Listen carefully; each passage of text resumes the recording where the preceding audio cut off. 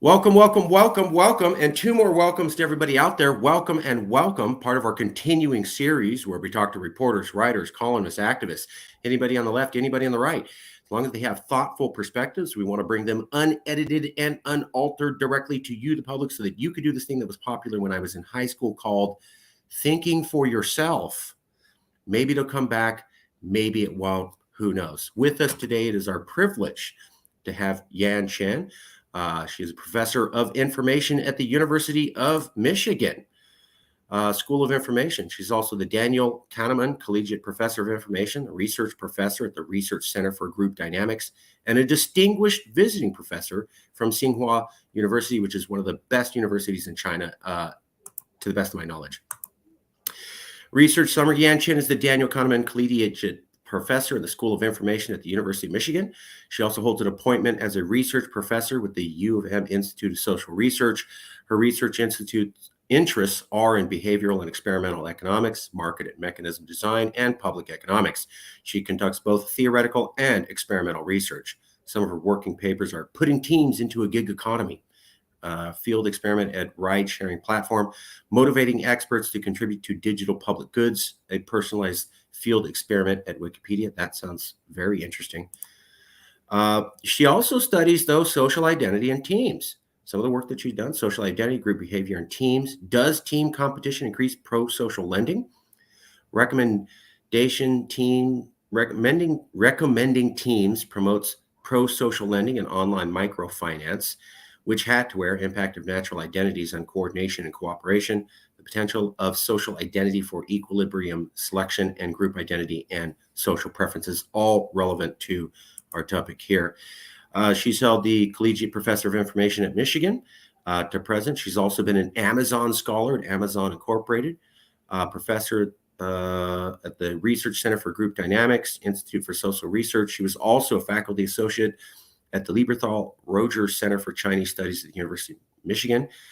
She's been at Tsinghua University. She's also been a visiting professor at Stanford University, Shanghai University, visiting scholar, Haas School of Business, Berkeley University, back to Michigan. Also 2 terms at the University of Bonn, also very distinguished, University of Michigan, and then back here, she was a translator at the Chinese Aviation Museum. And this is the research where I found the professor: group identity and opinion formation with applications to political polarization. But before we get into that, let's check in and see how well we did. Professor, did I misstate anything? Is there anything we need to correct for the record? Did I get anything wrong? I need to correct that. Oh, that's very precise. Thank you. Okay, hey, we got the first part done. Good job, guys. Okay, now we're going to move on to the second part. This wasn't exactly, I believe, a research paper. A lot of people we talk to have done specific research paper. Now, obviously, you are very well researched on the topic of identity and group formation. What was this? This is a workshop where you were trying to teach students. What was happening? So it is actually a seminar series. And so we do have a research paper, and right now it's in the working paper format, so it's not published yet. And but it's moving along the pipeline. Okay. Yeah. Okay. And yeah, so this is basically a seminar based on the working paper. Part of a workshop series, the Economic Paradigm Change, collaboratively hosted by the Global Solutions Institute Initiative, the New Institute, Pro-Social World, and INET Oxford. Identifying the determinants of political polarization is a pressing issue across social sciences. Using an online experiment with nationally representative participants deployed the week prior to the 2020 U.S. presidential election, very interesting, we explore how partisan group identity impacts the process of political opinion formation. Assessing group identity through in-group favoritism in monetary allocations, we incentivize subjects to predict policy-sensitive statistics 1 year post-election, conditional on which candidate becomes president. Our results show that people who exhibit in-group favoritism show a stronger partisan gap in initial predictions, spend more resources to avoid articles from politically opposing sources, and increase their partisan gap more strongly after reading relevant news articles. Exogenously reducing the salience of group identity decreases partisan bias and information avoidance, especially for in-group favoring individuals. What is this study about? It sounds like another study on in-group favoritism. People seem to favor their in-group, and they have negative opinions of the out-group that are perhaps more exacerbated than reality. What are you covering here, Professor? What is this study roughly about? Yeah, so we actually conducted 3 waves of online experiments. So this is about the first wave, which was conducted the week before the 2020 presidential election. So what we try to do is that, as you mentioned, that there have been thousands of studies from, psychology, political science, economics about group identity. So, where do we come in? We would like to actually understand political polarization from the group identity lens. And we would like to decompose polarization into people's prior beliefs and how they process new information. I think what's different, what differentiates our study from lots of the previous studies is that we use incentivized tasks. So this differentiates experimental economics from, for instance, experimental psychology and so on. We incentivize them to make the accurate predictions and look at how they lean and how they process new information. And so, right, the week before the presidential election in 2020, we recruited a representative sample of US adults from an online platform. And we first measure their sort of groupiness by asking them, randomly assign them to some meaningless groups. We call them circle and triangle. And they knew that they were randomly assigned. And we asked them to allocate $6 between someone from their in group versus someone from their out group. And we replicated the classic psychology study, which finds that people systematically favor their in group at the expense of the out group members. And that's, about 30% of the people systematically exhibit that in sort of meaningless groups. And we call these people groupie. And because they sort of exhibit this sensitivity to a group setting, even though the group is meaningless. And then we elicit their political affiliation. And this time we ask them to allocate, the same amount of money to a randomly selected Democrat or a Republican. And at this point, we have 2/3 of the people who are groupie, who favor their in-group at the expense of the out-group.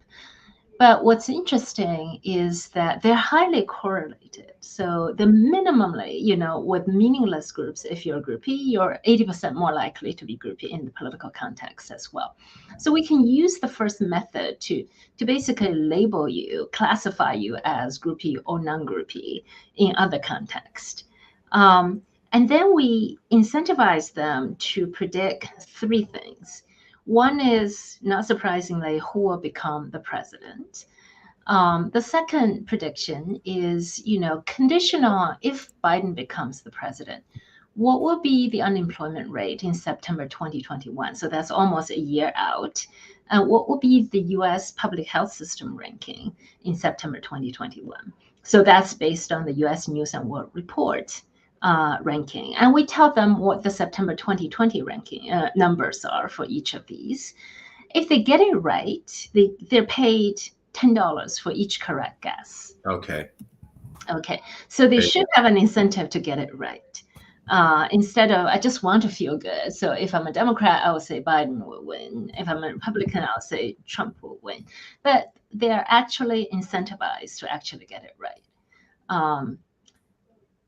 And then we basically give them new information. We give them, we look at what is their demand for information.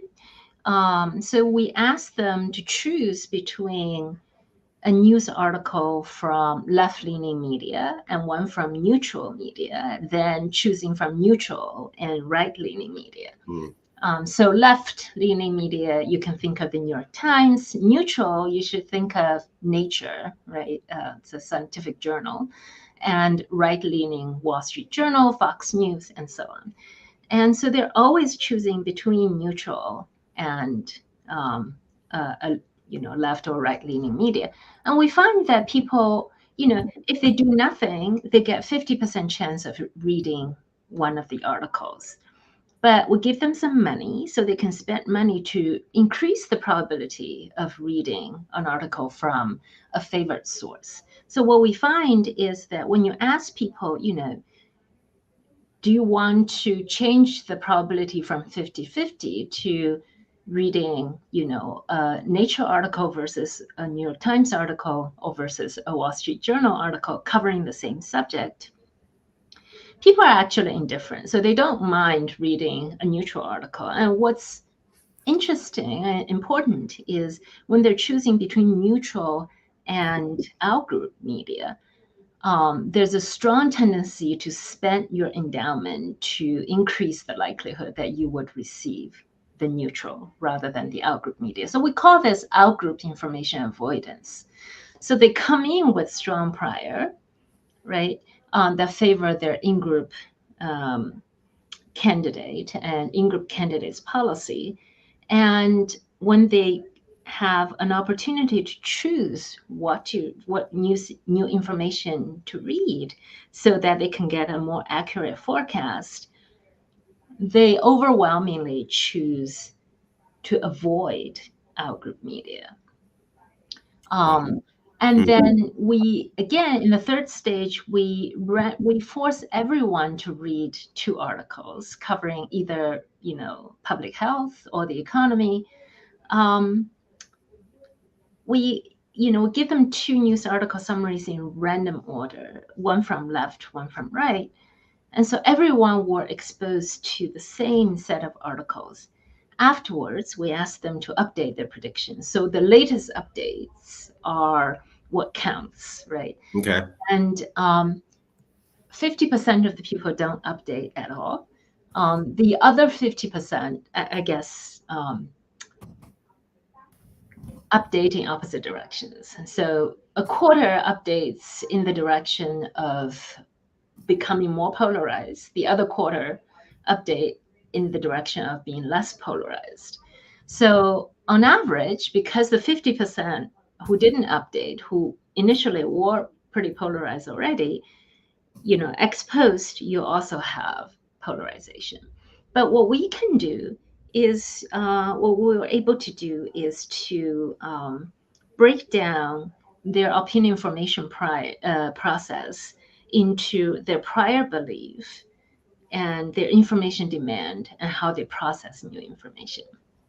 And then at the end, we ask them to do a very neutral, statistical updating task, which is, you have 2 urns, a yellow urn and a green urn. The yellow urn has 2 yellow marbles and a green marble. The green urn has 2 green marbles and a yellow marble, right? So each urn is drawn with probability a half, so they're equally likely to be drawn. We're going to show you a randomly drawn marble, and you tell us which urn it's drawn from. And upon, that task, Republicans and Democrats are equally likely to get it right. So okay. 67%, 2/3 of each group got it right, got the urn question right. So they're identical in terms of neutral statistical updating task. It's a very simple task. The marble coming out of the urn is an informative signal, so that you should just go with the color of the marble, and we find that about 2/3 of the people from either party got it right. So when it's out of the political context, the way they process information is the same. It's the political context that add the complexity that causes what we call polarization.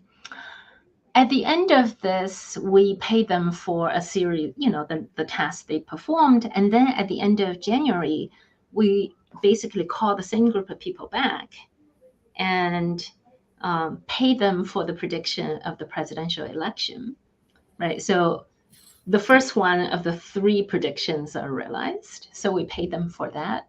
And then we ask them just to do a number of, the marbles from the urn task to look at how they process information. And we first asked them, what do you think? What's the overall 67% of the participants from November got the marbles and urns right. What's your estimate of the proportion of Democrats, the Republicans, who got it right? And it turns out that each group think that their own group members was smarter. They're more likely to get it right. But in fact, and then we tell them they're actually equal. They're exactly the same in terms of accuracy. And then they get to, do a bunch of the marbles and urns tasks. And this time we'll tell them the guess of, a Democrat or a Republican and ask them, would you rather see a guess of a Republican or a Democrat? And they can spend resources. So even when the information is in a completely neutral context, and we tell them Republicans and Democrats are equally accurate in this task, the groupie people, remember the groupie peoples are those who in meaningless groups still favor their in-group. The groupie people still spend resources to avoid guesses, seeing the guesses from out groups, whereas the non-groupie people actually, are, not willing to spend monetary endowments to move the information sources anymore. So that's the second wave. In the third wave, the third wave was conducted in November 2021. That's after the other 2 predictions were realized. And we wanted to see, it would take another natural identity, and this time it's state identity. We want to see, are they more like the minimum groups, the meaningless randomly assigned groups, in terms of how they treat their in-state versus out-state people, participants? Or are they more like the political groups? And we find that they're actually more like the randomly assigned groups. So in other words, the very first task that we asked them to do, where we just give them $6 so they can allocate between an in-group member and an out-group member for, circles and triangles, also essentially predict how they allocate between someone from Michigan versus someone from Ohio. So this sort of groupiness seems to be an ingrained trait among a lot of people. And and we look at their behavior in wave 1, wave 2, wave 3, and they're very stable. So we can use their wave 1 allocation task to predict how polarized they become, how they process information, their information demand, and predict how groupie they will be in wave 2 in January, and then in September the following year. It predicts really well. So which means that it's a simple task that we can use to essentially identify how sensitive people are to the intergroup context. So 1/3 of the population is very sensitive to being identified with a group, even if the group identity is very random. Is that? Yes, exactly. And so that's actually consistent with previous experiments conducted in the US and also in the United Kingdom. Okay. Yeah. So we could roughly say 1/3 on each side, 1/3 on the Democrats, 1/3 on the Republicans. Exactly. Yeah. But I think you also said that when you make it more political or add money, then the amount of groupings goes up? Or did I misunderstand that? Oh, so the first task is, using randomly assigned groups. The second task, we actually use political groups. So we say, after people complete a survey telling us whether they're a Democrat, a Republican, or an independent, and if they're an independent, we ask them whether they lean Democrat or lean Republican. Right. So we can put everybody into one of 2 buckets. Okay. And then each person is going to basically be matched with two other people, one, drawn from each bucket. And so, for instance, you'll be asked, now you have $6 and you're matched with a randomly drawn Republican and a randomly drawn Democrat. How much do you want to allocate to each? And in this case, we find that actually 2/3 of the people are groupie, politically groupie. Okay. Yeah. Okay. So when the identity is just random, Yeah. About a third of the population's like, oh, I'm attached to this. But the moment you start doing political identifiers, Republican, Independent, Democratic, that number seems to go from 1/3 to 2/3. Yes. Wow. Okay. So this seems to back up. There's a lot of research I've seen.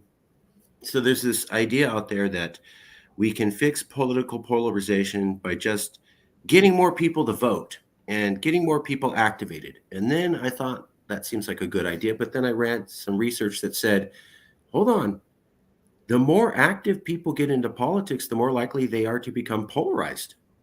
That seems to back up your study. I mean, the moment we start activating political identity, people start to in-group, out-group immediately, or at least the majority of them. Yeah.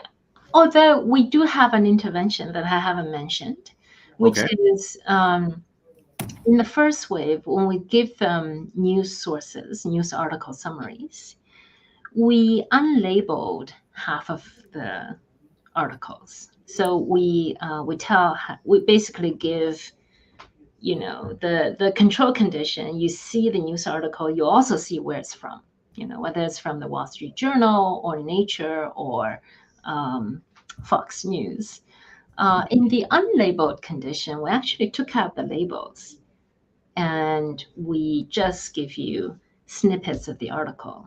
It turns out when you unlabel the articles, news articles, it reduces the demand to avoid outgroup information by about half. Wow. Yeah. So that is essentially that saying, the result says that if you just make it less salient, make the political connotations of these articles less salient, just give them the information, people's avoidance of outgroup information goes down by half. Seems like if you remove any of the identity markings, Yes. absorbing the information. I don't know if it's Fox. I don't know if it's MSNBC. There's nothing to tell me if this is coming from the right or the left. I have to kind of figure that out on my own. And you're saying just doing that, just removing the identity markings, removing the left, right. I can tell where this information comes. I don't know where it came from. It's just a snippet of information that's true. Yeah. 50% automatic reduction in polarization. Right. Well, it's not reduction in polarization, but you can think of that as breaking the bubble. Reduction in grouping. In sort of the demand for in-group information rather than out-group information. That's actually very promising. I haven't heard anyone mention that. It's not a 100% reduction, but 50% is pretty big. I mean, that's definitely something we could do. If we could get everyone in America to absorb their news without any political identifying markers, then maybe we could make things better. Okay. Yeah. Okay. I mean, I think in terms of the intervention, I think there's sort of two lessons from wave one. One is when you unlabel, when you decrease, take away the labels of different information sources, people's outgroup information avoidance is cut by half. The other part that we find interesting is that people are actually not more in favor of in-group compared to neutral information sources. Okay.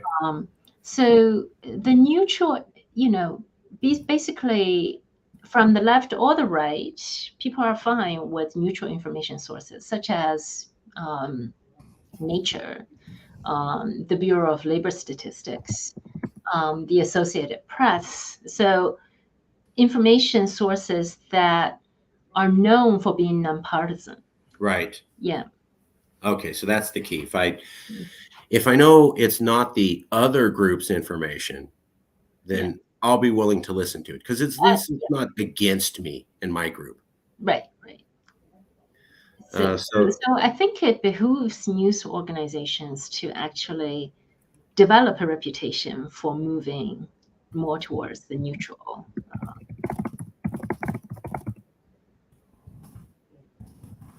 I mean, this makes sense. When I've talked to some people in Germany, and they have different parties, but they say, we don't have polarization like you guys do in America. And they go, one thing is that everybody watches like the 2 or 3 channels of German news, and everybody believes they're fair. You may not hear what you want to hear, but nobody in Germany is going, I don't know. I think, Deutsche Welle is completely, they don't have that. They have 2 or 3 channels. Everybody gets the same information, and they're viewed as mutual, not partisan. I'm sure there's some people who don't think that in Germany, but overall, and I thought, yeah, we don't have that here. We don't have 2 or 3 sources and everybody goes, yep, it's not what I want to hear, but that's got to be a fact. And one of the things I've also heard a lot of professors who studied this say was, we used to have that in America in the 50s and 60s and 70s. We used to have the big 3, network television. And I'm sure there was bias and I'm sure there was media censorship, but everybody got the same news. There wasn't really a difference of opinion about, was the Vietnam War going bad or good once Walter Cronkite said we're losing. So that would seem to make sense. Was there any other interesting tidbits, insights you had from the study about how we could heal America of political polarization? You obviously gave a good one already, removed some of the identifying markers of the news. Was there other stuff that you saw from your study that might give insight into how we can at least maybe not fix, but reduce? Right. So that comes from our intervention from the second wave, which we essentially had a debiasing treatment. So the debiasing treatment is just, we told half of the participants after they guess, we asked them to estimate how many, the proportion of Republicans versus Democrats who got the marbles and urns problem right in the first stage. And everybody, on average, everybody thought that their in-group members were smarter. And then we said, yeah, guess what? They're 67% for each. They're exactly the same. Once you provide that information, the non-groupie people, remember, 2/3 of our participants are non-groupie. The non-groupie people stop demanding their own group guesses. So they're willing to take in-group and out-group guesses.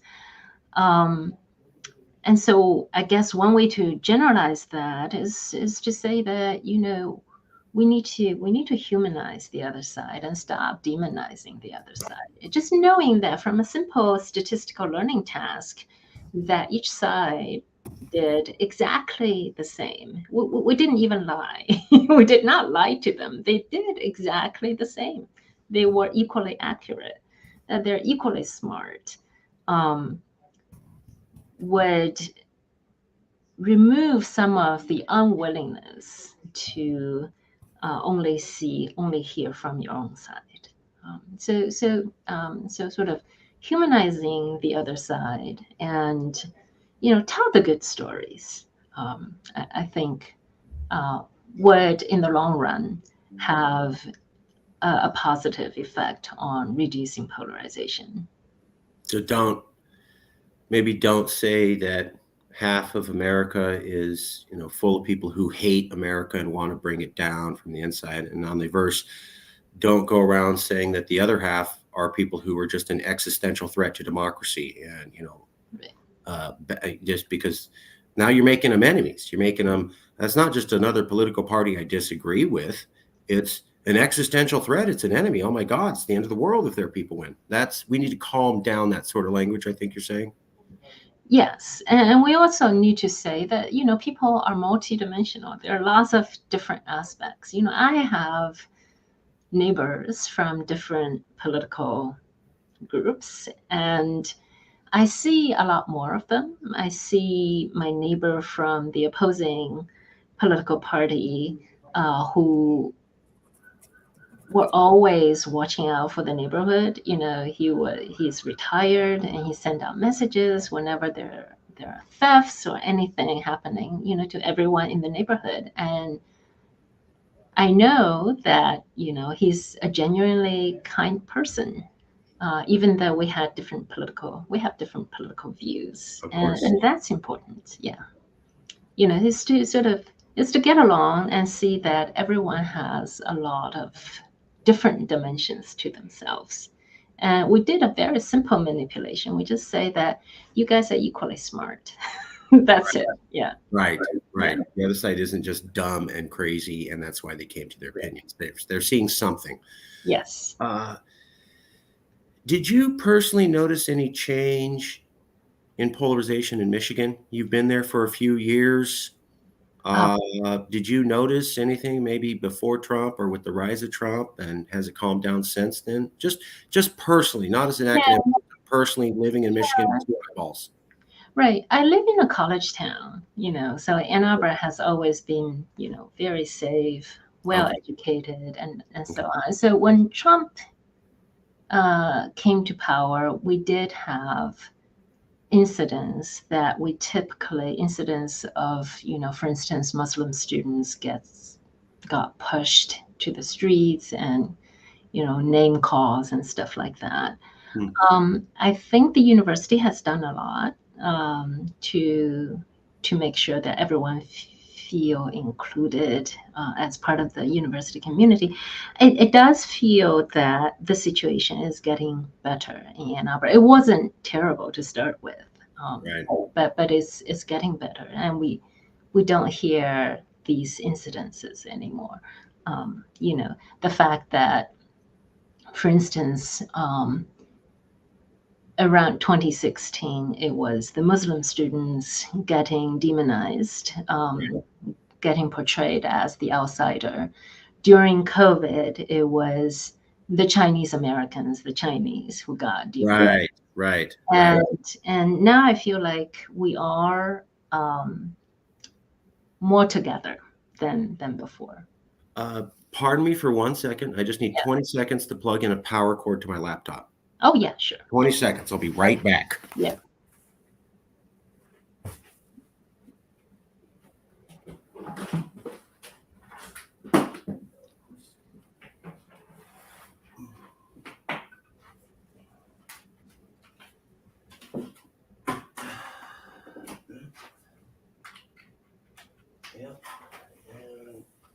Nope. Okay. We are going to switch studios. Oh, okay. Just for the remainder, we're almost done. Last questions, if I may. This is one I always ask. You're not you. You're not me. Mm-hmm. You're a third-party person watching this interview. And they learned a lot. Some interesting things they weren't aware of before. And it's a week later after they've watched this video and they're struggling to kind of remember all the stuff, but they're saying to themselves, I'm struggling to remember everything I learned in that interview, but there was this one thing that the professor said about polarization, and I can't get that out of my head. What is that one thing you'd like a random viewer of this video to not be able to stop thinking about 5 days after they finish watching this interview? Downplay the partisan labels. That would help. Don't always think of another person as a member of the Democratic Party or the Republicans. Not think of them. Don't think of them as, a labeled person, but think of every person as having a lots of different identities. Interesting. Everyone's complex. They're not just a two-dimensional shell. Right. They have desires and wants, and they're three-dimensional, and maybe they were harmed in the past, and maybe they have an opinion about this, an opinion about that. See them as an actual individual, complex and all. Right. Okay. I hope you found this was a fair interview. Yeah. Okay. You don't have to, but we always ask. Do you have any recommendations? Do you know maybe someone at the University of Michigan or Hmm. another professor, anybody willing to talk about this? They could be an activist, they could be a professor. You don't have to, but we always like to try to keep the conversation going. Do you have any recommendations? Um, I would recommend two people. One is Scott Page. I don't know whether you've had him. No, no. Yeah, he's a fun person to Okay. have on the show. The other one is, Scott Page is both an economist and political scientist. The other person is Ken Coleman from the political science department at Michigan. Kim Coven is in Michigan. Ken Coleman, yeah. And how do you spell her last name? The last name is Kollman. I'll send you an email. Okay. Yeah. And then Scott Page. Where's Scott Page at? He's at the Ross School of Business at Michigan, and I think he has joint appointments in the economics department and also in the political science department. I really appreciate that. Any information you have, I appreciate that. I want to say thank you for your time, Professor. I know you're very busy. Thank you for your time. I will send you a copy of the video shortly. Thank And you. I really appreciate you taking the time to explain to the public the research, like we were talking about, not dumb it down, keep the intellectualism, but make it so that the average public can watch a video and understand. At least that's the goal of the series. Have a bunch of videos and people can just watch and go, I get it. I get it. And make up their own opinion. And I really appreciate you helping out with that project. Yeah, thank you for having me. Okay. I'll email you shortly. Thank you, Professor. Thanks. Bye. Bye.